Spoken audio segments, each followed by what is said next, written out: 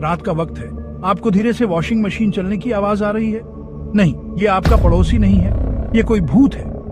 लेकिन आखिर वो लॉन्ड्री करने के पीछे इतना क्यों पागल है? कहते हैं बहुत से भूत अपने आखिरी काम को बार बार करते रहते हैं। पता नहीं क्यों लॉन्ड्री करना उनमें से एक आम काम है। शायद वो फैब्रिक सॉफ्टनर इस्तेमाल करना भूल गए, या फिर वो जिद्दी दाग ही वो अधूरा काम है जिसे साफ करने की जरूरत है। कुछ लोग कहते हैं कि वॉशिंग मशीन की आवाज उन्हें नॉर्मल महसूस कराती है, उनके इंसानी दिनों की याद दिलाती है। दूसरों का मानना है कि ये अपने आप को शुद्ध करने का तरीका है, अपने गोष्ठ या दुखों को धोकर साफ करना। डरावना है ना?